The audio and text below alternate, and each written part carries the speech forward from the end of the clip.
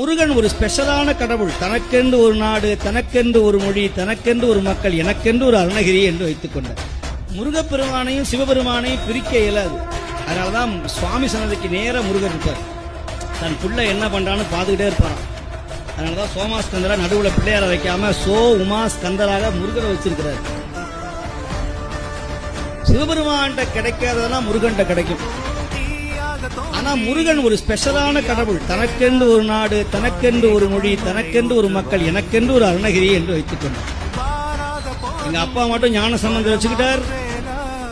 எங்க அப்பா மட்டும் நாவுக்கரசரை வைத்துக் கொண்டார். எங்க அப்பா மட்டும் சுந்தரரை வச்சுக்கிட்டாரு திட்டி பாடுறதுக்கு. மணிவாசகரை உருகி பாட வைத்துக் கொண்டார். காரைக்காலமே வச்சுக்கிட்டார். எனக்குன்னு யாருமே இல்லையே அப்படின்னு பார்த்தார். 16,600 திருப்புகளை அருணகிரி சுவாமிகளுடைய நாவிலே பிரணவத்தை எழுதி தனக்காகவே வைத்துக் கொண்டான் கந்தர்.